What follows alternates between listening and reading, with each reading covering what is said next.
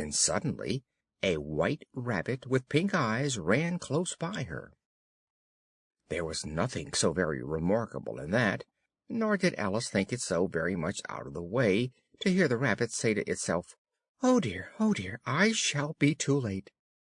But when the rabbit actually took a watch out of its waistcoat pocket and looked at it and then hurried on, Alice started to her feet, for it flashed across her mind that she had never before seen a rabbit with either a waistcoat pocket or a watch to take out of it, and, burning with curiosity, she ran across the field after it, and was just in time to see it pop down a large rabbit hole under the hedge. In another moment down went Alice after it. The rabbit hole went straight on like a tunnel for some way, and then dipped suddenly down, so suddenly that Alice had not a moment to think about stopping herself, before she found herself falling down what seemed to be a very deep well. Either the well was very deep, or she fell very slowly, for she had plenty of time as she went down to look about her. First she tried to make out what she was coming to, but it was too dark to see anything. Then she looked at the sides of the well, and noticed that they were filled with cupboards and bookshelves. Here and there she saw maps and pictures hung upon pegs. She took down a jar from one of the shelves as she passed. It was labeled "Orange Marmalade," but to her great disappointment it was empty, and she did not like to drop the jar, so managed to put it into one of the cupboards as she fell past it. Down, down, down! Would the fall never come to an end? There was nothing else to do, so Alice soon began talking to herself. "Dinah'll miss me very much to-night, I should think." Dinah was the cat. "I hope they'll remember her saucer of milk at tea-time. Dinah, my dear, I wish you were down here with me." Alice felt that she was dozing off, when suddenly, thump, thump, down she came upon a heap of sticks and dry leaves, and the fall was over. Alice was not a bit hurt, and she jumped up in a moment. She looked up, but it was all dark overhead. Before her was another long passage, and the white rabbit was still in sight, hurrying down it. There was not a moment to be lost.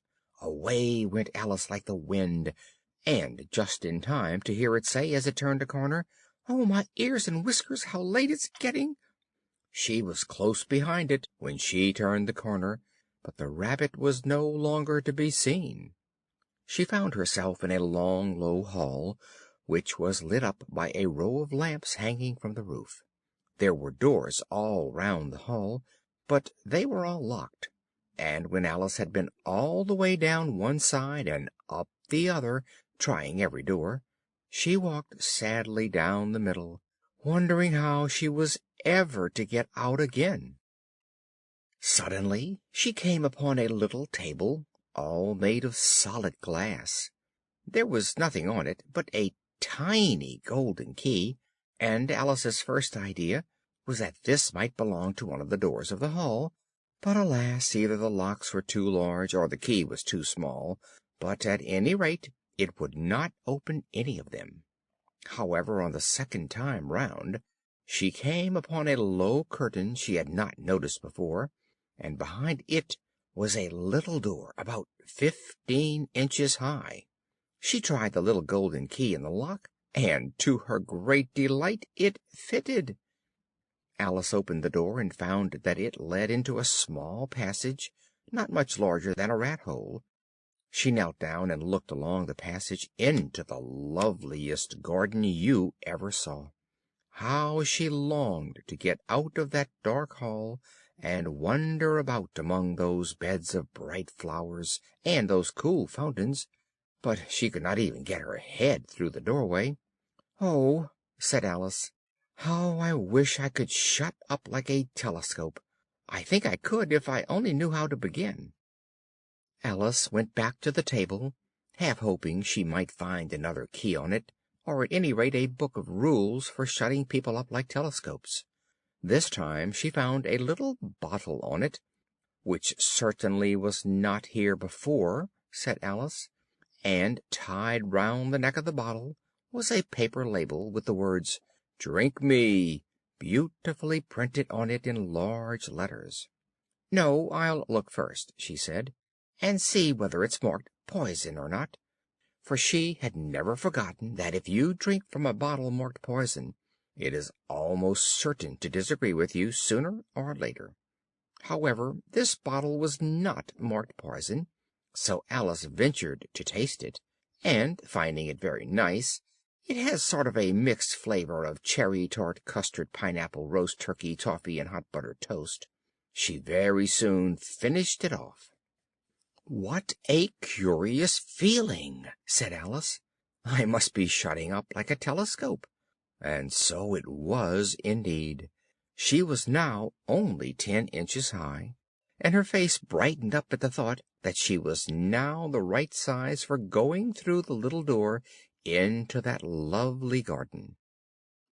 After a while, finding that nothing more happened, she decided on going into the garden at once, but alas for poor Alice!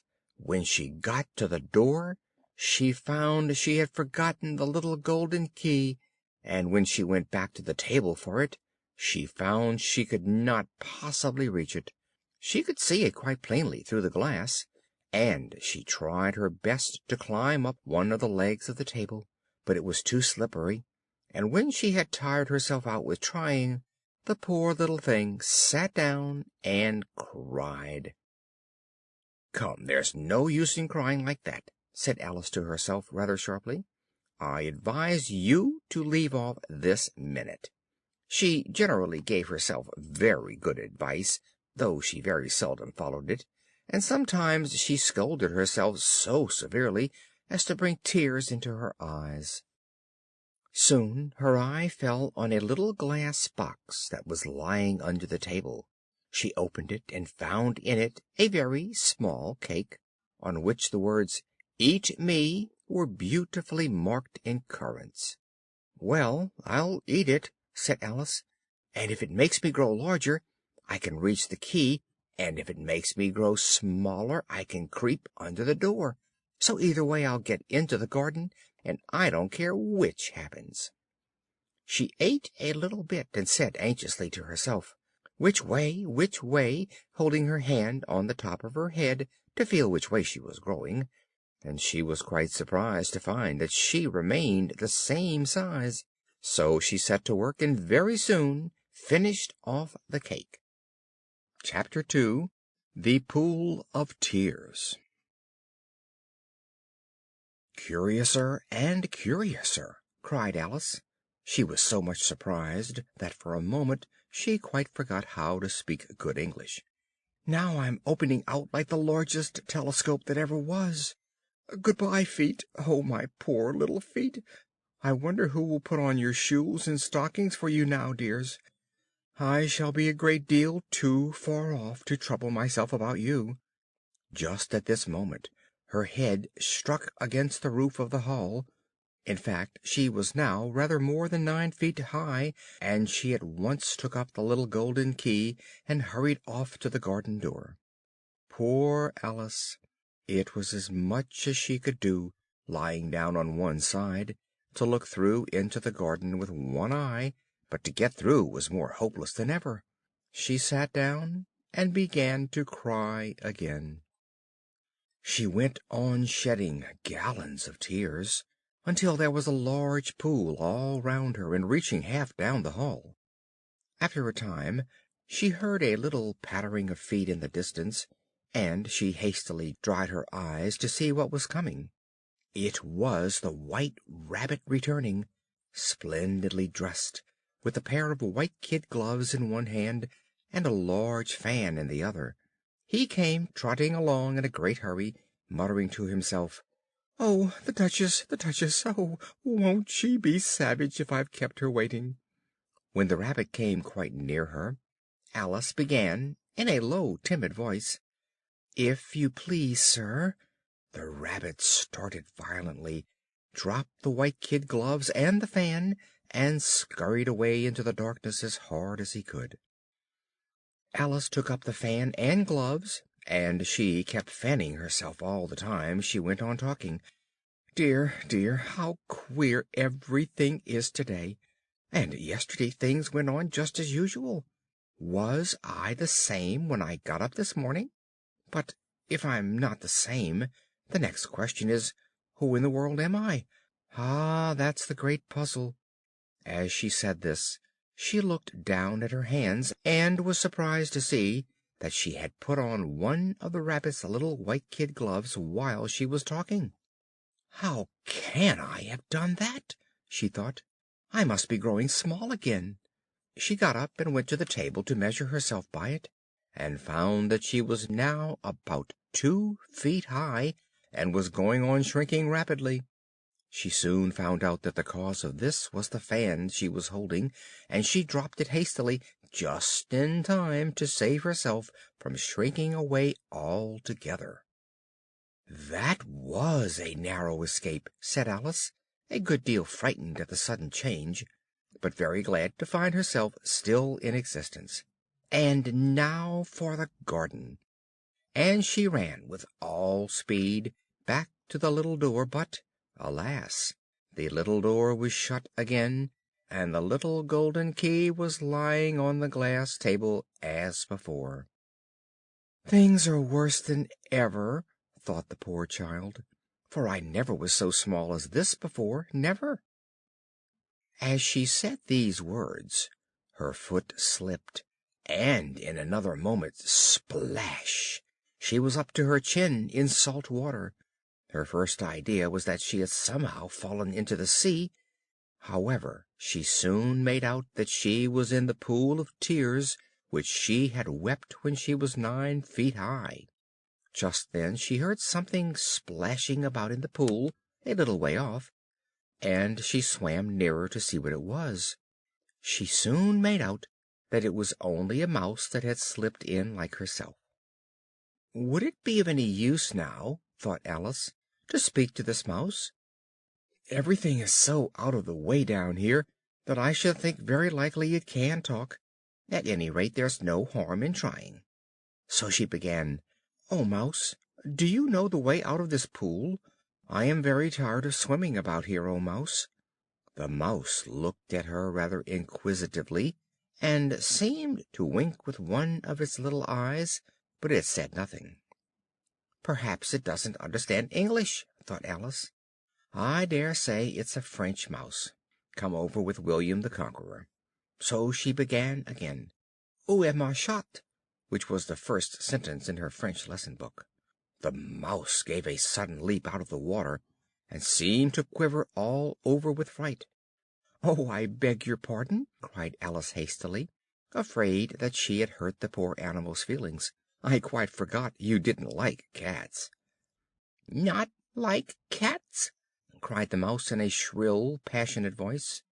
"Would you like cats if you were me?" "Well, perhaps not," said Alice in a soothing tone. "Don't be angry about it. And yet I wish I could show you our cat Dinah.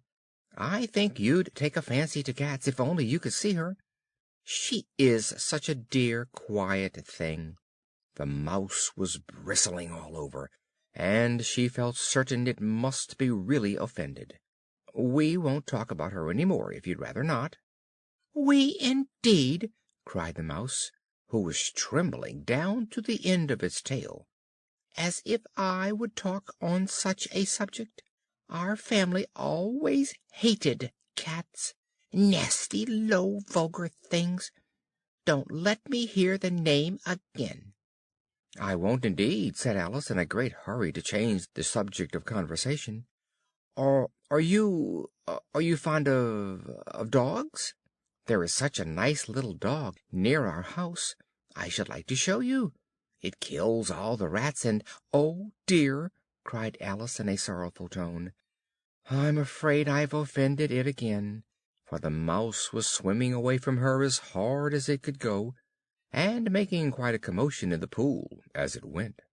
So she called softly after it, "Mouse dear, do come back again, and we won't talk about cats or dogs either, if you don't like them." When the mouse heard this, It turned round and swam slowly back to her. Its face was quite pale, and it said in a low, trembling voice, "Let us get to the shore, and then I'll tell you my history, and you'll understand why it is I hate cats and dogs." It was high time to go, for the pool was getting quite crowded with the birds and animals that had fallen into it. There were a duck and a dodo, a lory and an eaglet, and several other curious creatures. Alice led the way, and the whole party swam to the shore. Chapter 3. A Caucus Race and a Long Tale. They were indeed a queer-looking party that assembled on the bank. The birds with bedraggled feathers, the animals with their fur clinging close to them, and all dripping wet, cross, and uncomfortable. The first question, of course, was how to get dry again. They had a consultation about this, and after a few minutes it seemed quite natural to Alice to find herself talking familiarly with them, as if she had known them all her life. At last the Mouse, who seemed to be a person of some authority among them, called out, "Sit down, all of you, and listen to me. I'll soon make you dry enough." They all sat down at once in a large ring, with the Mouse in the middle. "Ahem!" said the Mouse with an important air. "Are you all ready? This is the driest thing I know. Silence all round, if you please. William the Conqueror, whose cause was favored by the Pope, was soon submitted to by the English, who wanted leaders, and had been of late much accustomed to usurpation and conquest. Edwin and Morcar, the Earls of Mercia and Northumbria." "Ugh!" said the Lory with a shiver. "And even Stigand, the patriotic Archbishop of Canterbury, found it advisable." "Found what?" said the Duck. "Found it," the Mouse replied rather crossly. "Of course you know what it means." "I know what it means well enough when I find a thing," said the Duck. "It's generally a frog or a worm. The question is, what did the Archbishop find?" The Mouse did not notice this question, but hurriedly went on. "Found it advisable to go with Edgar Atheling to meet William and offer him the crown. How are you getting on now, my dear?" it continued, turning to Alice as it spoke. "As wet as ever," said Alice in a melancholy tone. "It doesn't seem to dry me at all." "In that case," said the Dodo solemnly, rising to its feet, "I move that the meeting adjourn, for the immediate adoption of more energetic remedies." "Speak English," said the Eaglet. "I don't know the meaning of half those long words, and what's more, I don't believe you do either." "What I was going to say," said the Dodo in an offended tone, "is that the best thing to get us dry would be a caucus race." "What is a caucus race?" said Alice. "Why," said the Dodo, "the best way to explain it is to do it." First it marked out a race course in a sort of circle, and then all the party were placed along the course, here and there. There was no 1, 2, 3 and away, but they began running when they liked, and left off when they liked, so that it was not easy to know when the race was over. However, when they had been running half an hour or so, and were quite dry again, the Dodo suddenly called out, "The race is over!" and they all crowded round it, panting and asking, "But who has won?" This question the Dodo could not answer without a great deal of thought. At last it said, "Everybody has won, and all must have prizes." "But who is to give the prizes?" quite a chorus of voices asked. "Why, she, of course," said the Dodo, pointing to Alice with one finger, and the whole party at once crowded round her, calling out in a confused way, "Prizes! Prizes!" Alice had no idea what to do, and in despair she put her hand into her pocket and pulled out a box of comfits (luckily the salt water had not got into them), and handed them round as prizes. There were exactly one apiece all round. The next thing was to eat the comfits. This caused some noise and confusion, as the large birds complained that they could not taste theirs, and the small ones choked and had to be patted on the back. However, it was over at last, and they sat down again in a ring and begged the Mouse to tell them something more. "You promised to tell me your history, you know," said Alice, "and why it is you hate C and D," she added in a whisper, half afraid that it would be offended again. "Ah, mine is a long and sad tale," said the Mouse, turning to Alice and sighing. "It is a long tale, certainly," said Alice, looking down with wonder at the Mouse's tail. "But why do you call it sad?" And she kept on puzzling about it while the Mouse was speaking, so that her idea of the tale was something like this: Furry said to a Mouse that he met in the house, "Let us both go to law. I will prosecute you. Come, I'll take no denial. We must have the trial, for really this morning I've nothing to do." Said the Mouse to the Cur, "Such a trial, dear sir, with no jury or judge, would be wasting our breath." "I'll be judge, I'll be jury," said cunning old Fury.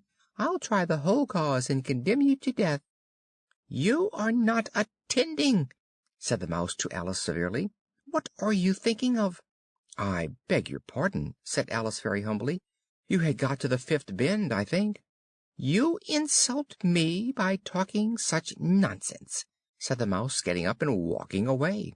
"Please come back and finish your story," Alice called after it, and the others all joined in chorus: "Yes, please do." But the Mouse only shook its head impatiently and walked a little quicker. "I wish I had Dinah, our cat, here," said Alice. This caused a remarkable sensation among the party. Some of the birds hurried off at once, and a canary called out in a trembling voice to its children, "Come away, my dears. It's high time you were all in bed." On various pretexts they all moved off, and Alice was soon left alone. "I wish I hadn't mentioned Dinah. No one seems to like her down here, and I'm sure she's the best cat in the world." Poor Alice began to cry again, and she felt very lonely and low-spirited. In a little while, however, she again heard a little pattering of footsteps in the distance, and she looked up eagerly. Chapter 4.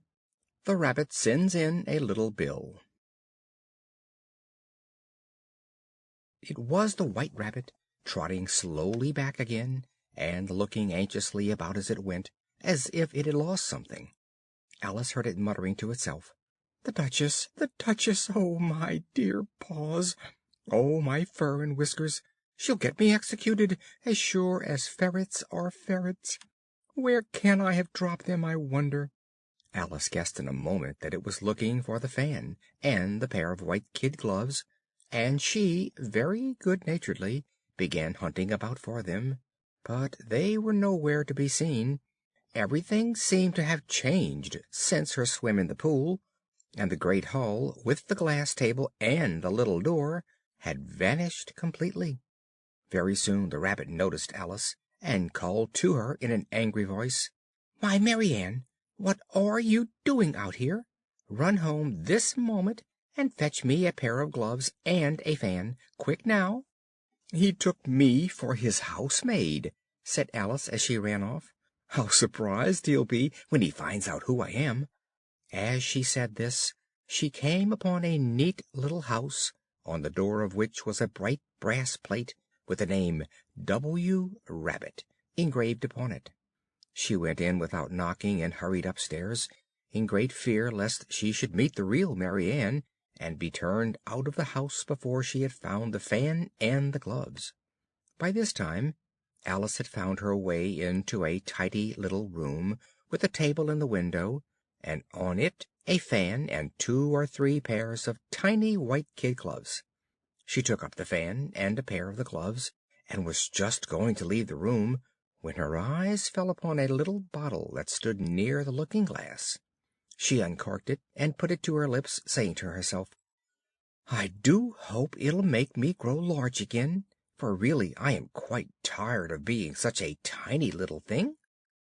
Before she had drunk half the bottle, she found her head pressing against the ceiling, and had to stoop to save her neck from being broken. She hastily put down the bottle, remarking, "That's quite enough. I hope I shan't grow any more." Alas! It was too late to wish that. She went on growing and growing, and very soon she had to kneel down on the floor. Still she went on growing, and as a last resource she put one arm out of the window and one foot up the chimney, and said to herself, "Now I can do no more, whatever happens. What will become of me?" Luckily for Alice, the little magic bottle had now had its full effect, and she grew no larger. After a few minutes she heard a voice outside, and stopped to listen. "Mary Ann, Mary Ann," said the voice, "fetch me my gloves this moment." Then came a little pattering of feet on the stairs. Alice knew it was the Rabbit coming to look for her, and she trembled till she shook the house, quite forgetting that she was now about 1,000 times as large as the Rabbit, and had no reason to be afraid of it.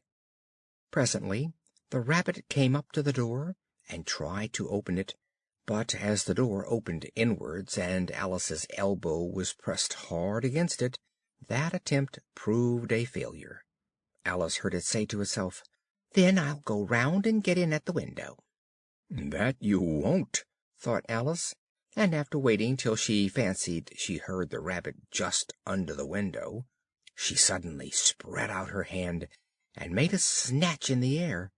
She did not get hold of anything, but she heard a little shriek, and a fall, and a crash of broken glass, from which she concluded that it was just possible it had fallen into a cucumber frame, or something of that sort.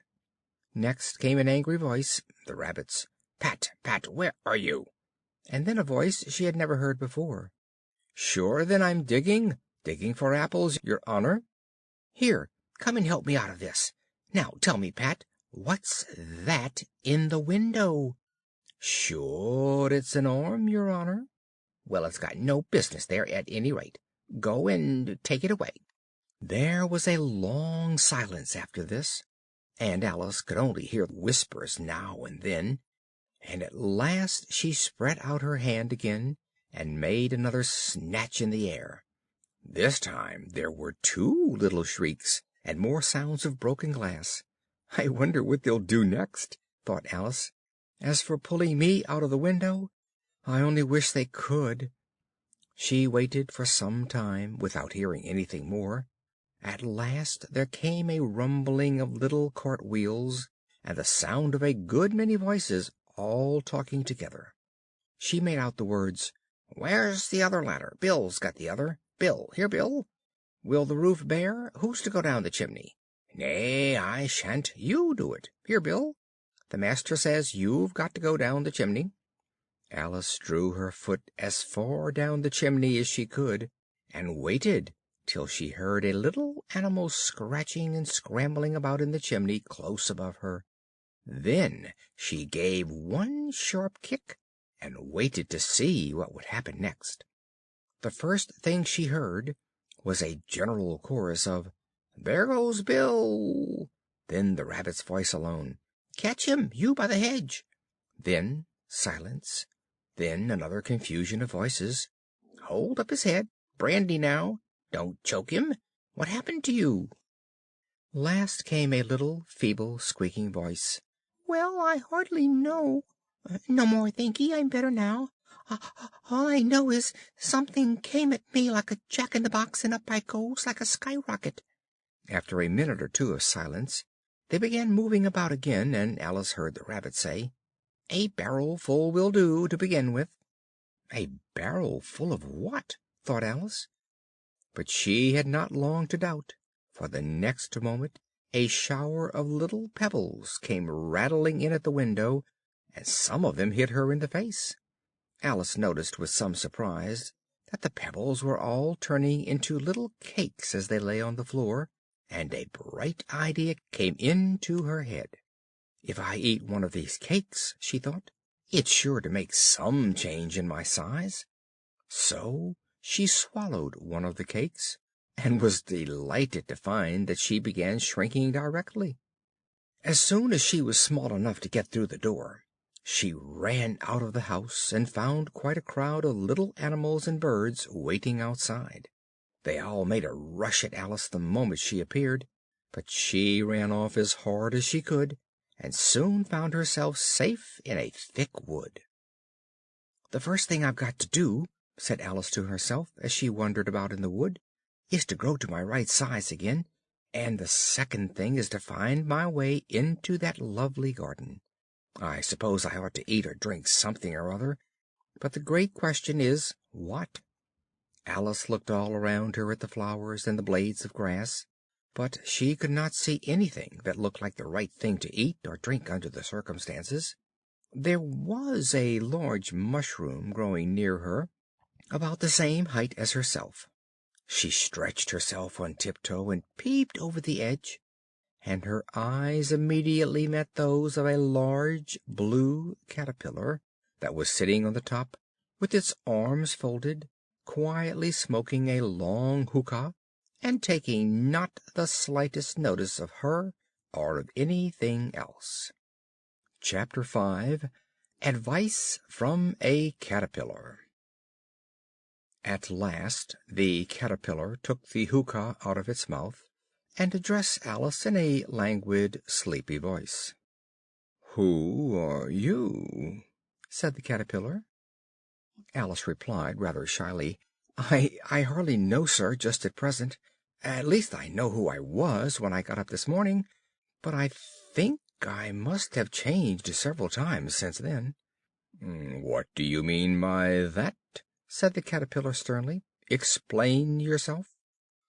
"I can't explain myself, I'm afraid, sir," said Alice, "because I'm not myself, you see. Being so many different sizes in a day is very confusing." She drew herself up and said very gravely, "I think you ought to tell me who you are first." "Why?" said the caterpillar. As Alice could not think of any good reason, and the caterpillar seemed to be in a very unpleasant state of mind, she turned away. "Come back," the caterpillar called after her. "I've something important to say." Alice turned and came back again. "Keep your temper," said the caterpillar. "Is that all?" said Alice, swallowing down her anger as well as she could. "No," said the caterpillar. It unfolded its arms, took the hookah out of its mouth again, and said, "So you think you're changed, do you?" "I'm afraid I am, sir," said Alice. "I can't remember things as I used to, and I don't keep the same size for 10 minutes together." "What size do you want to be?" asked the caterpillar. "Oh, I'm not particular as to size," Alice hastily replied. "Only one doesn't like changing so often, you know. I should like to be a little larger, sir, if you wouldn't mind," said Alice. 3 inches is such a wretched height to be." "It is a very good height indeed," said the caterpillar angrily, rearing itself upright as it spoke. It was exactly 3 inches high.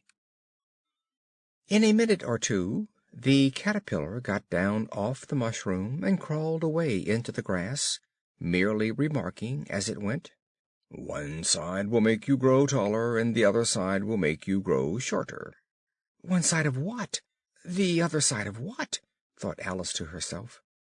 "Of the mushroom," said the caterpillar, just as if she had asked it aloud, and in another moment it was out of sight. Alice remained looking thoughtfully at the mushroom for a minute, trying to make out which were the two sides of it. At last she stretched her arms round it as far as they would go, and broke off a bit of the edge with each hand.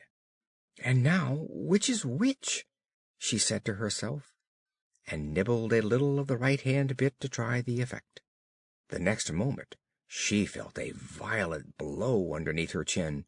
It had struck her foot. She was a good deal frightened by this sudden change, as she was shrinking rapidly, so she set to work at once to eat some of the other bit. Her chin was pressed so closely against her foot that there was hardly room to open her mouth, but she did it at last, and managed to swallow a morsel of the left-hand bit. "Come, my head's free at last," said Alice, but all she could see, when she looked down, was an immense length of neck, which seemed to rise like a stalk out of a sea of green leaves that lay far below her. "Where have my shoulders got to? And oh, my poor hands! How is it I can't see you?" She was delighted to find that her neck would bend about easily in any direction, like a serpent. She had just succeeded in curving it down into a graceful zigzag, and was going to dive it among the leaves, when a sharp hiss made her draw back in a hurry. The large pigeon had flown into her face, and was beating her violently with its wings. "Serpent!" cried the pigeon. "I'm not a serpent," said Alice indignantly. "Leave me alone." "I've tried the roots of trees, and I've tried banks, and I've tried hedges," the pigeon went on, "but those serpents, there's no pleasing them." Alice was more and more puzzled. "As if it wasn't trouble enough hatching the eggs," said the pigeon, "but I must be on the lookout for serpents night and day. And just as I'd taken the highest tree in the wood," continued the pigeon, raising its voice to a shriek, "and just as I was thinking I should be free of them at last, there must needs come wriggling down from the sky. Ugh, serpent!" "But I'm not a serpent, I tell you," said Alice. I'm a I'm a little girl," she added rather doubtfully, as she remembered the number of changes she had gone through that day. "You're looking for eggs, I know that well enough," said the pigeon. "And what does it matter to me whether you're a little girl or a serpent?" "It matters a good deal to me," said Alice hastily, "but I'm not looking for eggs, as it happens, and if I was I shouldn't want yours. I don't like them raw." "Well, be off then," said the pigeon in a sulky tone, as it settled down again into its nest. Alice crouched down among the trees as well as she could, for her neck kept getting entangled among the branches, and every now and then she had to stop and untwist it. After a while she remembered that she still held the pieces of mushroom in her hands, and she set to work very carefully, nibbling first one and then the other, and growing sometimes taller and sometimes shorter, until she had succeeded in bringing herself down to her usual height. It was so long since she had been anything near the right size that it felt quite strange at first. "The next thing is to get into that beautiful garden. How is that to be done, I wonder?" As she said this, she came suddenly upon an open place with a little house in it about 4 feet high. "Whoever lives there," thought Alice, "it'll never do to come upon them this size. Why, I should frighten them out of their wits." She did not venture to go near the house till she had brought herself down to 9 inches high. Chapter 6. Pig and Pepper. For a minute or two she stood looking at the house, when suddenly a footman in livery came running out of the wood. Judging by his face only, she would have called him a fish, and rapped loudly at the door with his knuckles. It was opened by another footman in livery, with a round face and large eyes like a frog. The fish footman began by producing from under his arm a great letter, and this he handed over to the other, saying in a solemn tone, "For the Duchess, an invitation from the Queen to play croquet." The frog footman repeated in the same solemn tone, "From the Queen, an invitation for the Duchess to play croquet." Then they both bowed low, and their curls got entangled together. When Alice next peeped out, the fish footman was gone, and the other was sitting on the ground near the door, Staring stupidly up into the sky, Alice went timidly up to the door and knocked. "There's no use in knocking," said the footman, "and that for two reasons. First, because I'm on the same side of the door as you are. Secondly, because they're making such a noise inside, no one could possibly hear you." And certainly there was a most extraordinary noise going on within, a constant howling and sneezing, and every now and then a great crash, as if a dish or kettle had been broken to pieces. "How am I to get in?" asked Alice. "Are you to get in at all?" said the footman. "That's the first question, you know." Alice opened the door and went in. The door led right into a large kitchen, which was full of smoke from one end to the other. The Duchess was sitting on a three-legged stool in the middle, nursing a baby. The cook was leaning over the fire, stirring a large cauldron which seemed to be full of soup. "There's certainly too much pepper in that soup," Alice said to herself, as well as she could for sneezing. Even the Duchess sneezed occasionally, and as for the baby, it was sneezing and howling alternately, without a moment's pause. The only two creatures in the kitchen that did not sneeze were the cook and a large cat, which was grinning from ear to ear. "Would you please tell me," said Alice a little timidly, "why your cat grins like that?" "It's a Cheshire cat," said the Duchess, "and that's why." "I didn't know that Cheshire cats always grinned. In fact, I didn't know that cats could grin," said Alice. "You don't know much," said the Duchess, "and that's a fact." Just then the cook took the cauldron of soup off the fire, and at once set to work throwing everything within her reach at the Duchess and the baby. The fire irons came first, then followed a shower of saucepans, plates, and dishes. The Duchess took no notice of them, even when they hit her, and the baby was howling so much already that it was quite impossible to say whether the blows hurt it or not. "Oh, please mind what you're doing!" cried Alice, jumping up and down in an agony of terror. "Here, you may nurse it a bit if you like," the Duchess said to Alice, flinging the baby at her as she spoke. "I must go and get ready to play croquet with the Queen." And she hurried out of the room. Alice caught the baby with some difficulty, as it was a queer-shaped little creature, and held out its arms and legs in all directions. "If I don't take this child away with me," thought Alice, "they're sure to kill it in a day or two. Wouldn't it be murder to leave it behind?" She said the last words out loud, and the little thing grunted in reply. "If you're going to turn into a pig, my dear," said Alice, "I'll have nothing more to do with you. Mind now." Alice was just beginning to think to herself, "Now what am I to do with this creature when I get it home?" when it grunted again so violently that Alice looked down into its face in some alarm. This time there could be no mistake about it. It was neither more or less than a pig. So she set the little creature down, and felt quite relieved to see it trot away quietly into the wood. Alice was a little startled by seeing the Cheshire cat sitting on a bough of a tree a few yards off. The cat only grinned when it saw her. "Cheshire Puss," began Alice rather timidly, "would you please tell me which way I ought to go from here?"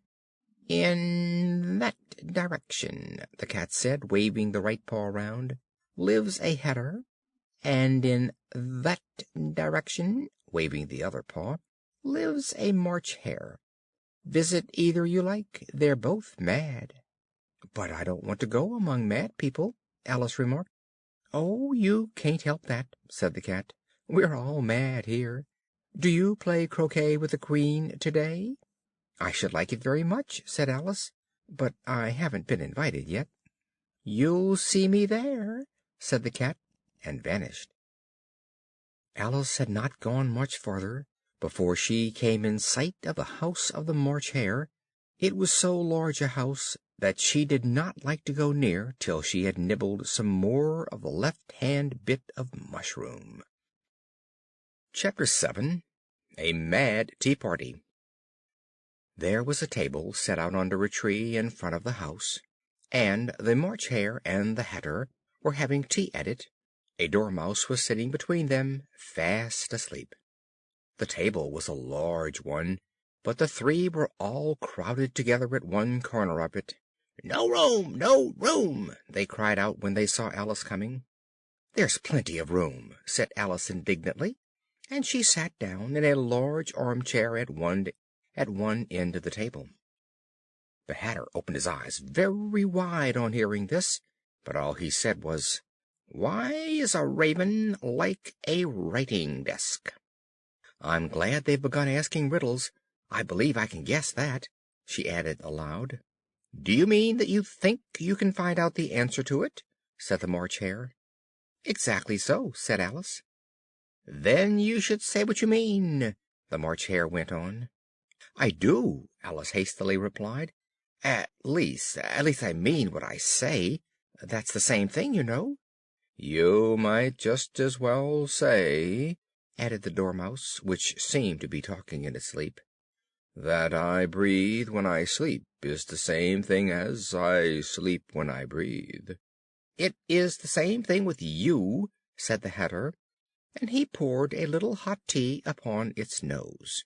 The Dormouse shook its head impatiently and said, without opening its eyes, of course, just what I was going to remark myself." "Have you guessed the riddle yet?" the Hatter said, turning to Alice again. "No, I give up," Alice replied. "What's the answer?" "I haven't the slightest idea," said the Hatter. "Nor I," said the March Hare. Alice gave a weary sigh. "I think you might do something better with the time," she said, "than wasting it in asking riddles that have no answers." "Take some more tea," the March Hare said to Alice very earnestly. "I've had nothing yet," Alice replied in an offended tone, "so I can't take more." "You mean you can't take less," said the Hatter. "It's very easy to take more than nothing." At this Alice got up and walked off. The Dormouse fell asleep instantly, and neither of the others took the least notice of her going, though she looked back once or twice. The last time she saw them, they were trying to put the Dormouse into the teapot. "At any rate, I'll never go there again," said Alice, as she picked her way through the wood. "It's the stupidest tea party I ever was at in all my life." Just as she said this, she noticed that one of the trees had a door leading right into it. "That's very curious," she thought. "I think I may as well go in at once." And in she went. Once more she found herself in the long hall, and close to the little glass table. Taking the little golden key, she unlocked the door that led into the garden. Then she set to work nibbling at the mushroom (she had kept a piece of it in her pocket) till she was about a foot high. Then she walked down the little passage, and then she found herself at last in the beautiful garden, among the bright flower beds and the cool fountains. Chapter 8. The Queen's Croquet Ground. A large rose tree stood near the entrance of the garden.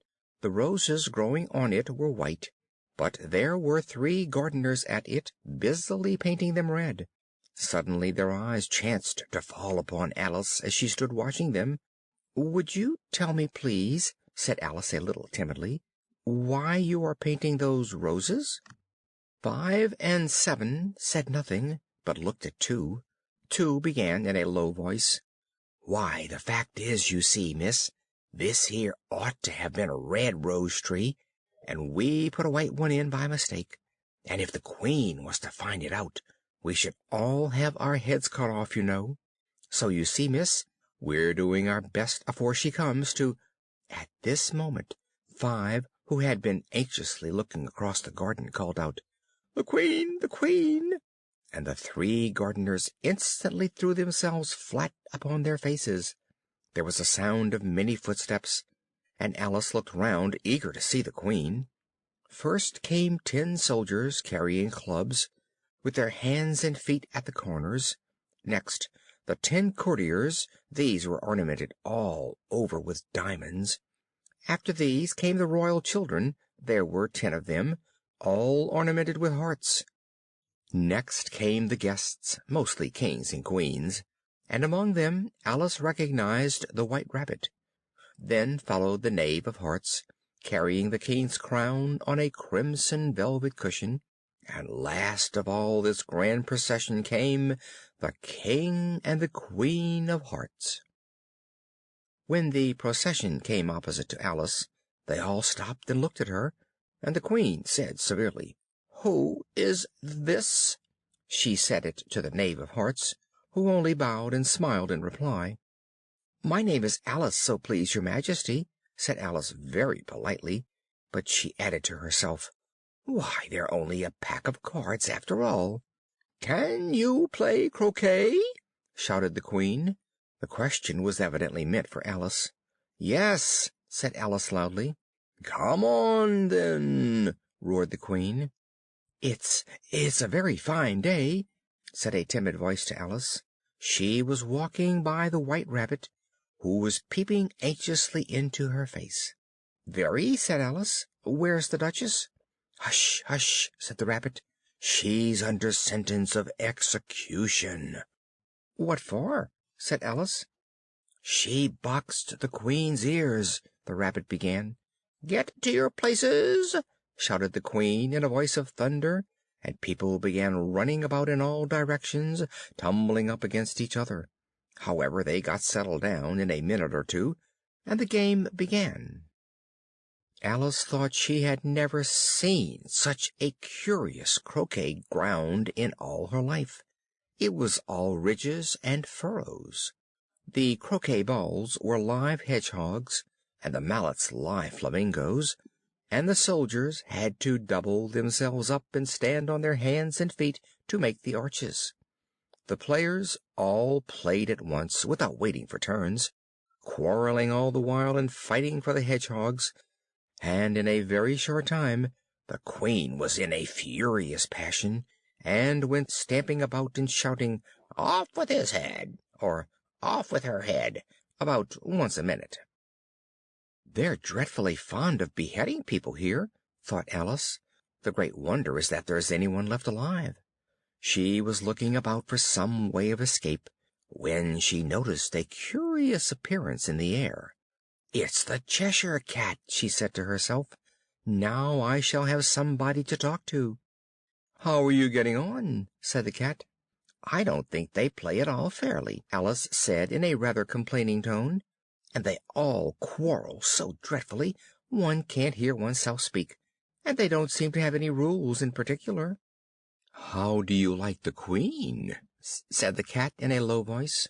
"Not at all," said Alice. Alice thought she might as well go back and see how the game was going on, so she went off in search of her hedgehog. The hedgehog was engaged in a fight with another hedgehog, which seemed to Alice an excellent opportunity for croqueting one of them with the other. The only difficulty was that her flamingo was gone across to the other side of the garden, where Alice could see it trying, in a helpless sort of way, to fly up into a tree. She caught the flamingo and tucked it away under her arm, that it might not escape again. Just then Alice ran across the Duchess, who was now out of prison. She tucked her arm affectionately into Alice's, and they walked off together.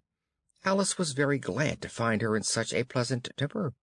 She was a little startled, however, when she heard the voice of the Duchess close to her ear.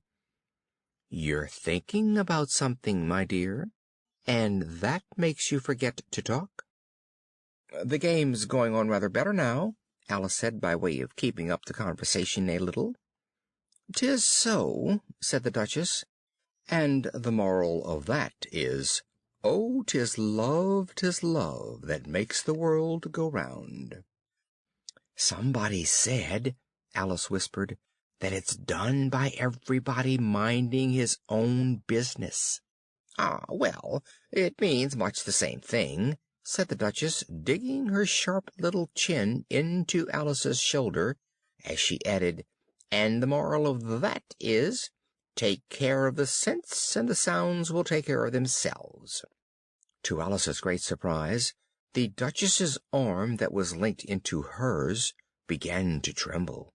Alice looked up, and there stood the Queen in front of them, with her arms folded, frowning like a thunderstorm. "Now I give you fair warning," shouted the Queen, stamping on the ground as she spoke. "Either you or your head must be off, and that in about half no time. Take your choice." The Duchess took her choice, and was gone in a moment. "Let's go on with the game," the Queen said to Alice, and Alice was much too frightened to say a word, but slowly followed her back to the croquet ground. All the time they were playing, the Queen never left off quarreling with the other players and shouting, "Off with his head!" or "Off with her head!" By the end of half an hour or so, all the players, except the King, the Queen, and Alice, were in custody of the soldiers and under sentence of execution. Then the Queen left off, quite out of breath, and walked away with Alice. Alice heard the King say, in a low voice to the company generally, "You are all pardoned." Suddenly the cry, "The trial's beginning!" was heard in the distance, and Alice ran along with the others. Chapter 9. Who Stole the Tarts? The King and Queen of Hearts were seated on their throne when they arrived, with a great crowd assembled about them. All sorts of little birds and beasts, as well as the whole pack of cards. The Knave was standing before them, in chains, with a soldier on each side to guard him, and near the King was the White Rabbit, with a trumpet in one hand and a scroll of parchment in the other. In the very middle of the court was a table, with a large dish of tarts upon it. "I wish they'd get the trial done," Alice thought, "and hand round the refreshments." The judge, by the way, was the King, and he wore his crown over his great wig. "That's the jury box," thought Alice, "and those 12 creatures, some were animals and some were birds, I suppose they are the jurors." Just then the White Rabbit cried out, "Silence in the court!" "Herald, read the accusation," said the King. On this the White Rabbit blew 3 blasts on the trumpet, then unrolled the parchment scroll, and read as follows: "The Queen of Hearts, she made some tarts, all on a summer day. The Knave of Hearts, he stole those tarts, and took them quite away." "Call the first witness," said the King, and the White Rabbit blew 3 blasts on the trumpet, and called out, "First witness." The first witness was the Hatter. He came in with a teacup in one hand, and a piece of bread and butter in the other. "You ought to have finished," said the King. "When did you begin?" The Hatter looked at the March Hare, who had followed him into the court, arm in arm with the Dormouse. "14th of March, I think it was," he said. "Give your evidence," said the King, "and don't be nervous, or I'll have you executed on the spot." This did not seem to encourage the witness at all. He kept shifting from one foot to the other, looking uneasily at the Queen, and, in his confusion, he bit a large piece out of his teacup instead of the bread and butter. Just at this moment Alice felt a very curious sensation. She was beginning to grow larger again. The miserable Hatter dropped his teacup and bread and butter, and went down on one knee. "I am a poor man, your Majesty," he began. "You're a very poor speaker," said the King. "You may go," said the King, and the Hatter hurriedly left the court. "Call the next witness," said the King. The next witness was the Duchess's cook. She carried the pepper box in her hand, and the people near the door began sneezing all at once. "Give your evidence," said the King. "Shan't," said the cook. The King looked anxiously at the White Rabbit, who said in a low voice, "Your Majesty must cross-examine this witness." "Well, if I must, I must," the king said. "What are tarts made of?" "Pepper, mostly," said the cook. For some minutes the whole court was in confusion, and by the time they had settled down again, the cook had disappeared. "Never mind," said the king. "Call the next witness." Alice watched the White Rabbit as he fumbled over the list. Imagine her surprise when he read out at the top of his shrill little voice the name Alice. Chapter 10. Alice's Evidence. "Here!" cried Alice. She jumped up in such a hurry that she tipped over the jury box, upsetting all the jurymen on the heads of the crowd below. "Oh, I beg your pardon!" she exclaimed in a tone of great dismay.